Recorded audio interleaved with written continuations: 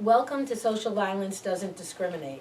My name is Nan Bell, and I'm a community educator and advocate for the Family Violence Project. Our guests today are Megan Maloney, District Attorney of Somerset and Kennebec Counties, Sheriff Dale Lancaster, Sheriff of Somerset County, and my co-host, Mike Pike. Yes, thank you, Nan. I'm the domestic violence investigator for the Somerset County District Attorney's Office, and we're very pleased to have a couple of very distinguished guests offering their insight and experience with us today as we discuss the realm of domestic violence. So let's get right into the discussion. Law enforcement in general, both police and prosecution, faces a number of unique challenges in responding to domestic violence-related calls. Sheriff, I know you've got a lot of years of experience working with domestic violence cases. You've seen how the law enforcement response has evolved over the past several years. What are some of the unique challenges that police officers face today, frontline police officers, as they respond to calls for service involving domestic violence? Well, I think it's clear that domestic violence is probably one of the most dangerous calls that law enforcement can respond to. You're walking into a domestic situation, and some can be extremely volatile. Our biggest concern is not only safety for the victim, but safety for the officers that respond. And presently, we have 3 deputies per shift for 4,000 square miles.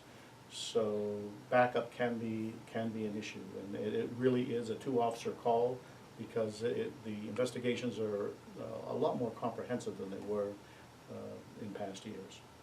You had mentioned the level of danger in responding to these calls and how generally you like to send 2 officers. What are some of the specific safety concerns that police officers have when they respond to a call for service in a domestic situation? Well, a lot of time firearms are involved, or some other weapon, and that has to be a concern for the officer when he or she responds to those type of situations. What about the victim response in these certain cases? I know, just working domestic violence cases myself, there seems to be sometimes a hesitation of victims to, even if perhaps they were the ones that picked up the phone and called 911 requesting a police response, sometimes we'll find that there's a hesitation of victims to write out a statement, to give the officer responding a full disclosure of what transpired. How do we address those issues? Again, a lot of it has to do with the educational component of that. But you are exactly right. When the police officer, the deputy responds, they're usually responding to the height of the domestic violence, when it is the most volatile. And once the police arrive, they're able to bring some level of stability. And we find sometimes the victim, they feel for the immediate that they're safe. And because of the relationship they have with their partner, they start to understand that, well, maybe we're going to be removing the partner from the home, and there's some pushback. And that speaks to the relationship that we've built. Advocates at the Family Violence Project have worked hard to build relationships with the police in helping them to understand a victim's perspective when law enforcement responds. And so in light of that, officers are more understanding and have a better idea of exactly what victims are contending with once they get a read on the situation. And then when you spoke about responding with 2 officers, that's in an effort to provide safety for the situation, and where officers then can speak with victims apart from the abuser in a situation to sort of gather information about what exactly happened. Absolutely. The training has evolved. We are trained now to identify the predominant aggressor, and an effect, an arrest from that investigation, and it does take two officers, because you need to hear both sides of the story. You need to be able to collect the evidence to build your case for the district attorney. So, two officer response, it's almost, it is paramount that happens. Mhm. And then, of course, when the case does arrive at my office, at that point, it's even further in time. And it becomes even more difficult for the victim to want to see that case prosecuted. Yeah. Because there's so much going on, so many different, at so many different levels. There's economic considerations. This is someone who the victim shared a household with. Right. So now you have to manage the household on your own. You're often not allowed to speak with each other. The defendant and victim can't talk to each other. That creates a lot of problems. And then there could be still a lot of feelings for the Sure. victim, for the defendant. Just because the person has been hurt by this other individual doesn't mean that those feelings disappear immediately. And that's really difficult. I mean, the number of victims that I have talked to who have told me, I don't want jail time. I mean, I could be a rich person if I had $1 every time I heard that, because they're so, either they still love the individual, or they're terrified that if they ask for jail time, that person will find out and will take it out on the victim, the fact that they've asked for that. And what we hear most often from victims is they just want the abuse to stop. They want the Right. hitting to Yeah. stop. Yeah. And so initiating a call to law enforcement is about, in the moment, getting this to end, to stop. They Yeah. don't want to be hit. They love this person, or they have feelings for this person, but they just don't like being harmed or But hit. I should add that while victims will tell me in many times that they don't want to see jail time, when the jail time is ordered and it's a long enough period of time for them to get their life back in order, that's when I see the relief and that's when I see the happiness. In one case in particular, the defendant was sentenced to 10 years. The victim testified against it, didn't want to have that be the sentence, but when it was done, she shook my hand. And I could see that there was a level of simply relief of, okay, I'm safe for the next 10 years, and I can put my life back together, and I didn't have to advocate for it, you did, so that makes it easier. Well, and I think that's a good point, Meg, because what victims experience in living with abuse is the fact that they want it to end, but it doesn't. The reality of it is it's a pattern of behavior that forms over the course of time. And victims want it to, as much as they want it to stop, it's not going to end immediately. It needs that separation and that space Yeah. in time where a victim can figure out, what do I want to do? How do I want to proceed? So oftentimes it's hard because emotionally it's very chaotic and it's a trauma. It's actually it's a traumatic event when a victim is calling the police to ask for help, because it could be the first time that they're ever publicly announcing that this issue, which was regarded as a private issue many years ago, is now public, and somebody else knows about it. And that works to the cycle of abuse, of isolation, where an abuser doesn't want community members, neighbors, family to know that this is actually happening.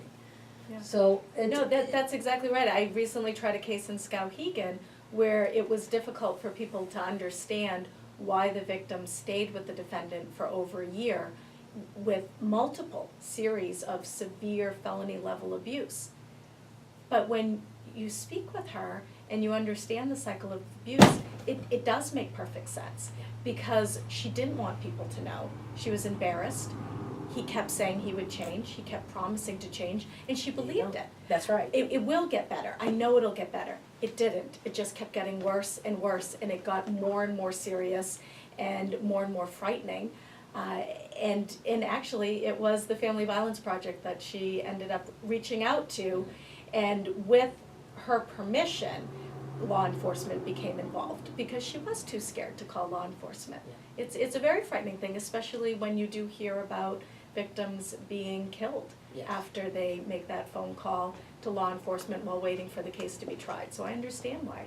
That's so terrifying. The psychological impact of fear that victims harbor in these situations, I don't know how you can speak to it, but you just did say, I mean, in talking about the fact that it takes time. And that's what victims need, is they need support, they need time, they need somebody to believe and listen to what it is they've been living with. Yeah. I think the discussion that you were just having brings up a really good point. Domestic violence, much like sexual assault, is a very intimate, personal, emotionally charged crime. How driven by victim desire, outcome, are the district attorney's cases while moving ahead and prosecuting domestic violence assault allegations? It's a great question. We absolutely consider victim input in every single case. So in every case, we're sending a letter to the victim, and we're talking with the victim on the telephone, telling the victim the multiple court dates that are coming up. And before an offer, a plea offer, is made to the defense attorney, we let the victim know what that offer is and get the victim's input. However, with that said, the ultimate decision is made by myself or another prosecutor as to whether or not we go forward and what that offer will be. And for all the reasons that we just talked about. Because at the time, it may be that the victim doesn't want the case prosecuted, but then once it is prosecuted and she has that space from the person who hurt her, that's when she's able to rebuild her life and realize that this needed to happen. I have attended many survivor groups, and we talk about people being victims, and then people being survivors, and then thrivers, and reaching that new level. And when I talk with thrivers who have shared at their speak outs the stories of their lives and the number of assaults that they had to their body before they were willing to say who was causing it, I hear from them a wish that someone had taken it in the beginning, that first broken bone. Why is it my hyoid bone was broken and it was never prosecuted? I didn't want it prosecuted. I'll hear that from the victim, but I wish it had been anyways. Now I'm at a place where I'm out of that relationship. I'm strong enough to be out of that relationship, and now I realize that was a crime and I wish it had been prosecuted. So ultimately, we have to be the ones making that decision, but we always do it hearing from the victim and getting that input. So, continuing that conversation, just speaking hypothetically for a moment, say you have a victim that reports a fairly serious domestic assault. The police arrive, they do their investigation, they make the arrest. And then 2 days later, you have a victim at your office saying, this never happened, I made it up out of whole cloth, I want to recant, I don't want anything done to this individual. How do you address that, and are there certain things that you look at when you determine whether or not to continue with a case without necessarily the victim's cooperation? Absolutely. We have to look at the other evidence that we have. So if we're able to prosecute the case using what we call evidence-based prosecution, then we still go forward. What is that? What is evidence-based prosecution? We have, let's say, law enforcement now has really taken a step in the direction of getting the evidence that we need for evidence-based prosecution. So they'll get pictures. They'll interview the victim on camera. They'll save the 911 tape and give us a copy of it. If there's witnesses, of course, that's always helpful, but there's rarely are there witnesses. And if there's a medical report, any statements made to medical personnel, those statements can be introduced at trial. So for example, when we have a videotape of the victim saying to the officer what happened, if the judge finds it to be what's called an excited utterance, then that videotape can be played to the jury even if the victim refuses to testify. because it's given a level of believability because it happens in the moment. You can see that she's upset, she's still reacting from what just happened to her, and that is what overcomes that hearsay exception. So that kind of evidence, incredibly important for being able to go forward. Now, if the victim says, I made it up, we obviously have to write that down in a statement and give that to the defense attorney, and that is a statement that will be used at trial. It makes the case a lot more difficult to prove, but that's when we introduce the other evidence and we allow the jury to decide when was she telling the truth. At the time when this event occurred and she's on tape and talking to the officer about what just happened, or when she said she made it up, which one should you believe? What would be the reasons that she might not be saying something that's entirely accurate? Why would she do that later? And we're allowed to have that discussion with the jury about why that can happen. And yep, people do later recant because they're so scared or because they still have feelings for the person, or combination of both. Sheriff Lancaster, what are some of the technologies the Sheriff's Department is now utilizing in investigations, particularly a response to domestic violence? Are they using video cameras, audio recordings, Yep. like D.A. Maloney had mentioned? Yeah, absolutely. Photographs are being taken, comprehensive statements are being taken, they're being recorded. We are talking to medical people that were involved. We even talked to there's a relationship now with family violence that is evolved and enhanced, and we use them to help the victim through the process. And Dale, that's by way of referrals. When a police officer or a sheriff is responding to a domestic violence call, they have forms when they talk to a victim that say, would you like some follow-up from the Family Violence Project? And once again, as you were saying, Meg, that this is victim-driven, victims have an opportunity to say, yes, I do want somebody to call me to talk to, or no, I don't want to. And so the police officers are actually getting that information on the scene, and then that's referred, it's faxed to our organization, of which our helpline advocates respond to that. That is correct, and we also use, once we do make the arrest, we do now, when we take them to the jail, we use what is called the ODERA, that was just passed by the legislature, to evaluate how that violent that person is, and that is connected to that person's bail.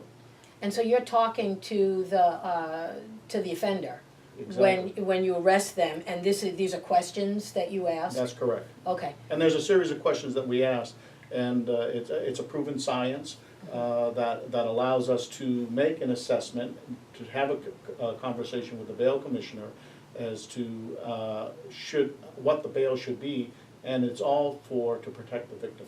And that's based on the lethality, That's the correct. level of violence Exactly. that was actually That was perpetrated through the crime. And that's something that we do argue at bail arguments as well. We bring up the ODERA score. All of the sitting judges in Maine have been trained on ODERA.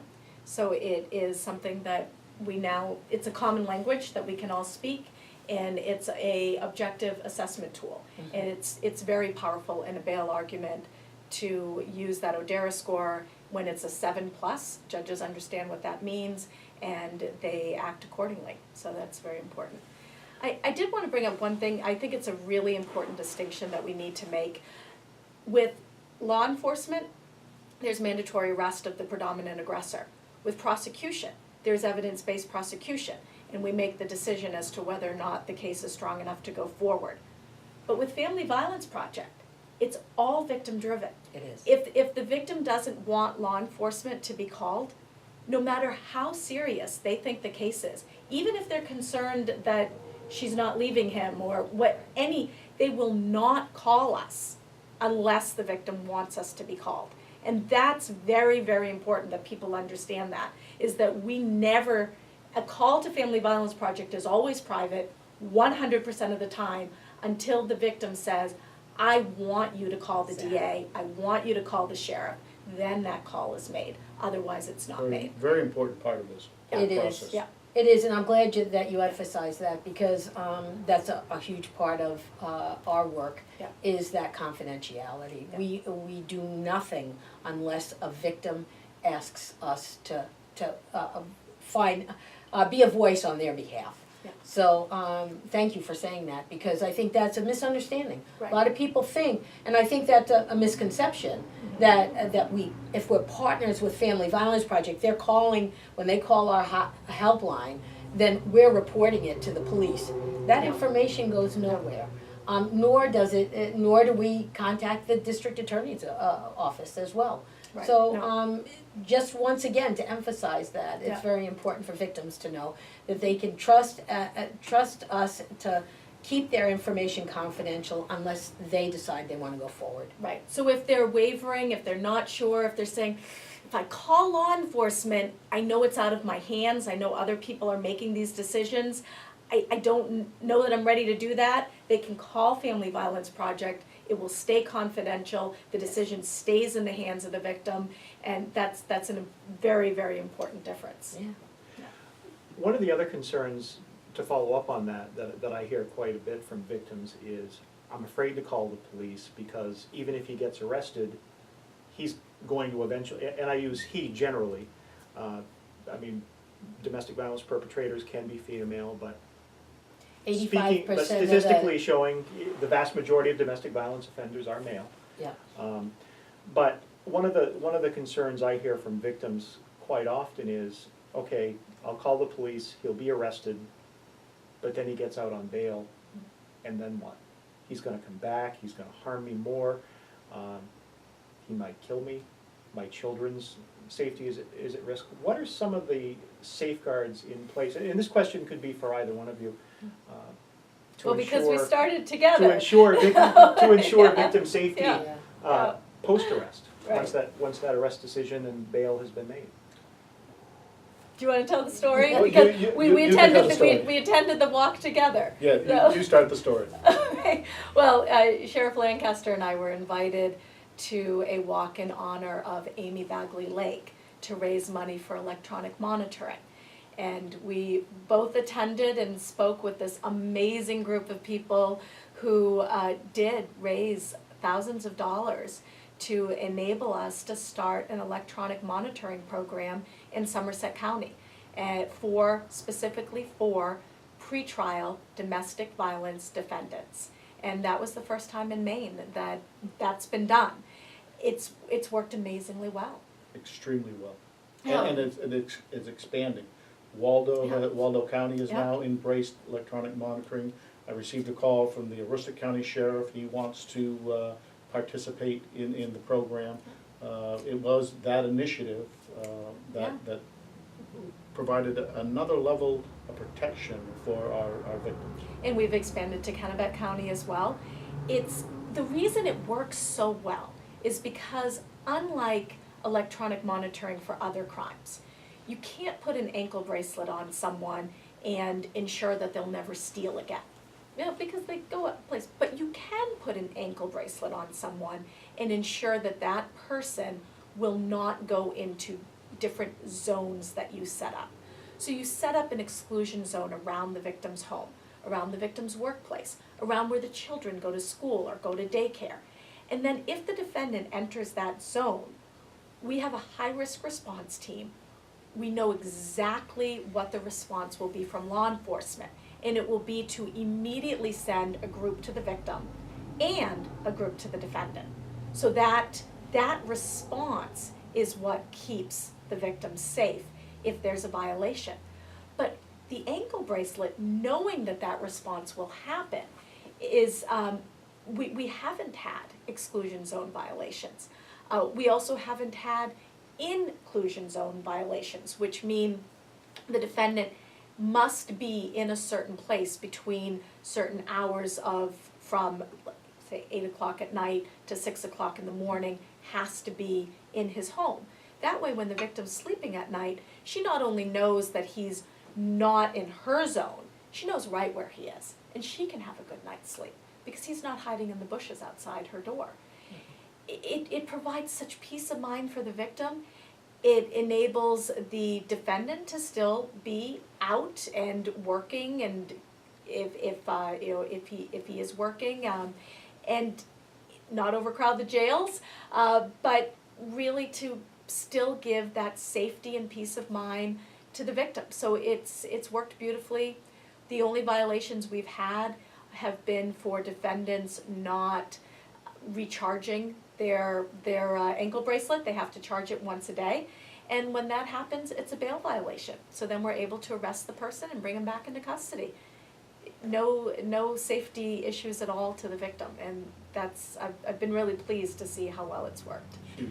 Yeah. Have you heard anything from victims, any specific, Oh, what are they saying about it? absolutely. I mean, I had a victim tell me if it wasn't for electronic monitoring, she would have felt it necessary to leave the state. That's how scared she was. But because of electronic monitoring, she had the peace of mind that she needed to stay and to be able, for her to be able to continue working, her children to stay in the school system. I think it's interesting too, and maybe I could get you to share this story with our viewer, Sheriff, is we were talking before we started our program today about how far things have come in law enforcement and in the response to domestic violence. Here we are in 2015 with electronic monitoring in Somerset County, and Somerset County kind of leading the way in hopefully ensuring victim safety. You've been at this for a few years. I am gonna date myself. I started in 1974.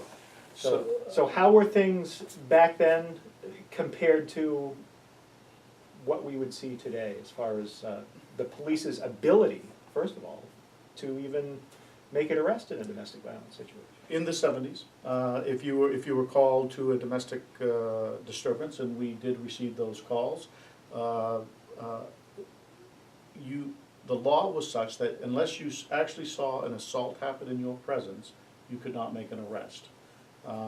So a lot of times we would go to a home, you could clearly see that, and again, we'll use the female because that's predominantly who gets assaulted, that was either bleeding or there was some sort of violence that had happened in the home, and because it hadn't happened in our presence, there was nothing we could do.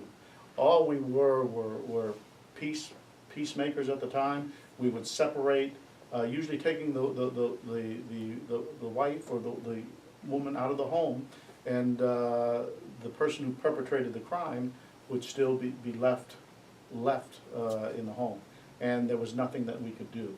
We have, in the 40 years, we have gone a long ways. We have built partnerships with family violence. We don't need, the laws are such that once we've identified the predominant aggressor, we can make an arrest, and we can even now, with electronic monitoring, for a great part, ensure the safety of the victim. There are a lot more services. People are willing to, because of the educational component, turn to family violence, turn to law enforcement, and that includes the district attorney's office, to seek help and realize that just because they're in a relationship doesn't give anybody the right to hit anyone else, and that's so important. So let's talk about that. How does that evolution of response and how the overall law enforcement system, criminal justice system addresses in response to domestic violence, how does that correlate to the coordinated community response that we keep talking about in these programs, Nan, with Family Violence Project and the district attorney and the sheriff's office and other police agencies and social service agencies in the county? How does that all fit together? Well, that's evolved over the course of the last 35 years in an effort through the domestic violence movement to do outreach to the service providers, to the first responders in the community. And we spoke a little earlier about how law enforcement and advocates 30 years ago were really adversarial. That is correct. And we didn't have that relationship of wanting to work together. We were advocates for the victims, saying, wait a minute, this is wrong, this needs to stop, and how come you're not making it stop? And we do a lot of finger pointing. But I think, and police responded in a similar fashion. Oh, absolutely. We're doing our job and leave us alone. Who are you to tell us what we're doing? So I think that just reflects the evolution of how we've partnered to coordinate our responses to domestic violence over the last 35 years. Because we've developed relationships with law enforcement, with the district attorney's office through education and training in bringing the victim's voice to these professions to help them understand a little bit better about what victims are actually living with. Absolutely. So I think with that over the course of time, we have an amazing area. Kennebec and Somerset County has done amazing work in really responding, and I think it's partly because of the people involved at the time. I will say great admiration for both of you in rallying to support our efforts at the Family Violence Project and getting it out there in the public. And part of the way that happens, Mike, as I'm kind of getting around to, is our Somerset Domestic Violence Task Force. That was organized through SCARP, which is the Somerset County Area Resource Providers Association. And they've been meeting probably the better part of 18 to 20 years. Early on, identified domestic violence as a problem here in Somerset County. And they said, they reached out, these service providers reached out to Family Violence Project to say, you know what, this is a problem, what can we do about it? And they initiated our relationship in saying, okay, let's get together service providers, you know, the many people that are seeing domestic violence in their roles, in their jobs here as service providers in Somerset County. Let's get them together and let's talk about this specifically. What are we doing about this? And so that's when efforts really started around domestic violence here in Somerset County. It's been an interesting progression because this group has built its strength or foundation over the course of 18 years. Up until last year, law enforcement was really vocal in making a statement around for our October Awareness Month that we will not tolerate domestic violence. We are taking a stand against it. We see this as a problem, and we're a united front with the district attorney, with healthcare providers here in Somerset County, with mental health providers. We're all, and with advocates, that we want to help end domestic violence. And actually, that's our mission at the Family Violence Project, is to make that social change. And that's what it takes. It takes that passion, determination, and commitment to say, no more. You know, we're not going to tolerate this. So the Domestic Violence Task Force meets every month. And it's an opportunity for all of us to gather, all the service providers, to gather and talk a little bit about how we doing on this. Where are we at? And Meg's joined our forces in advocating for us as actually a pilot project with the electronic monitoring. And so out of that, Family Violence Project is now reviving. We did have a task force in Kennebec County that sort of just petered out because players change, people's work changes, you know, and so we need champions to say, let's bring this forward. So right now we're in the process. Kennebec Domestic Violence Task Force has been meeting for probably the better part of almost a year now. Yeah, about a year now. Yeah. And it's getting more and more involvement. And I think when you talk about the task forces, what is amazing to me is what can happen when people who care about an issue simply get together. That's so true. And that was what started it, is just this, this is a problem. We need to talk about it and we need to figure out solutions. And so many solutions have come from that meeting, from community awareness being an extremely important solution, to simply the high-risk response team also is now it's a group that formed from that larger group. That's right. So that now when we do have a victim with a case where we're concerned about, it's a high lethality case, we're concerned about her safety, we address it as a group, we address it as part of that high-risk response team that wouldn't exist if it wasn't for the Community Domestic Violence Task Force. Yeah. So many important steps are a direct result of people simply deciding, we need to address this issue, we're coming together, we're gonna talk about it, and we're gonna find solutions, and they do. Together. Together, Exactly. absolutely. Every single one of us Yeah. is a part of that group, and in fact, I do believe you're both still the co-chairs. Yes. So, yeah. And Mike, we haven't heard from about your perspective as a domestic violence investigator, because that's a Yeah. really important role that came out of discussions at a task force, and then so tell us a little bit about how you fit into this picture of a coordinated community response. Well, I view my role as the DV investigator as that primarily of support, both for the prosecution end of things and for the investigation and law enforcement piece. You're kind of like a bridge between law and I am, between and I also find my role has kind of evolved over the past 6 months or so with working directly with victims and the Family Violence Project. I spend a lot of time talking with victims, providing reassurance, working on safety concerns, answering questions about how to navigate the legal process. And you know, these are just experiences I've gained in my years in law enforcement. I don't pretend to be an expert on the subject matter by any means. But it's fascinating work, and I feel like it's really good work. I feel like at the end of the day, when I walk out that door to go home, I've accomplished something, I've helped someone. And I think the sheriff could speak to this, I think that's why a lot of us, probably most of us, are drawn to the field of law enforcement, is that feeling that you want to really help someone and hopefully help to make a positive change in their life. So a typical day for me might be, I get a call from a police agency asking for me to do a follow-up on an investigation they've already initiated.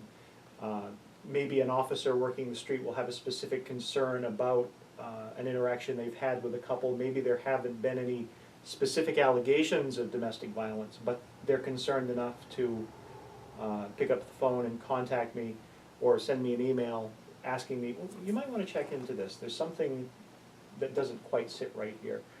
The district attorney's office will have me reach out to victims and perhaps get an updated statement, get more comprehensive photographs of injuries, do kind of legwork, like that sort of thing.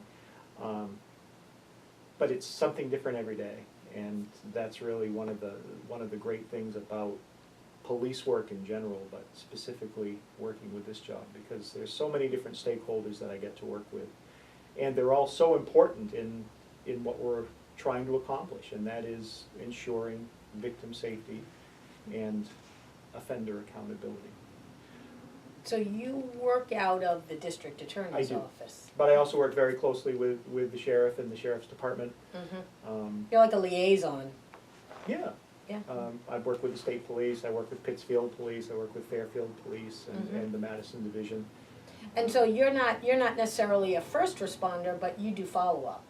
Exactly. I'm an investigator Yeah. and try to kind of tie up those loose ends that maybe we need to tie up on a case to get it into court. Or to even, you know, if it ultimately leads to a dismissal. I'm a fact finder. My job is to go out and gather information and gather facts and then present it to the district attorney. And they just make the decision based on the information myself and others have gathered, whether or not to, whether it's just and proper to go ahead with prosecution in the case. And I'd just like to add, that position in the district attorney's office is a resource that is critical to the success of these cases. It's a resource that law enforcement hasn't had in years past. Mike's work he can say at the end of the day that he was able to push a case, we'll use the metaphor, past the goal line, just because he was there to be able to do that work, that piece that took it to the next step. So that position is so critical to the overall team. And I'd like to say that contrary to what defense attorneys would say, the fact that we're putting all this work into cases is actually not only good for the victims, it's also good for the defendants. Because certainly someone can be unjustly accused of any crime. When we put this much work into investigating a case, we'll find out very quickly in the process whether or not it really is a crime. And we only go forward if we're able to determine that a crime occurred. So all of this extra work being placed in, it helps everyone. It makes sure that we're going forward on things that are legitimately crimes, where we have all the evidence, where we've talked with everyone, and we know that a crime occurred and we know we need to go forward.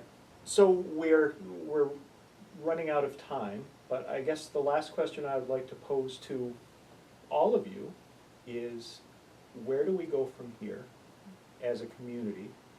And for someone who may be watching that maybe knows someone, or they themselves is a victim of domestic violence, how can we offer support? How can the community at large offer support to someone they know who may be the victim of domestic violence? I would just like to start to say that the Somerset County Sheriff's Office is responding to, we're on track to answer over 900 calls for domestic disturbance this year. So people are reporting it.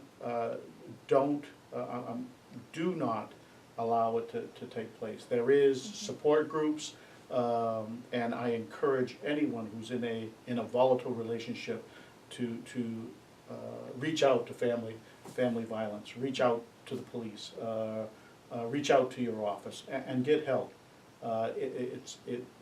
No one deserves to live in a violent relationship. I want to add, domestic violence accounts for half of all homicides in the state of Maine. If you know someone who's in a domestic violence relationship, we absolutely need you to speak up. If you're in a domestic violence relationship, we need you to speak up. If you're not comfortable with calling law enforcement, please call the Family Violence Project. They have a helpline, 24 hours a day, 7 days a week. They will not tell anyone that you called unless you are okay with them telling someone. We have a community response because it enables us to work together to provide resources like housing, to provide resources like the Family Violence Project, to simply answer questions. But we have to do something about half of our homicides being domestic violence related. We can change that.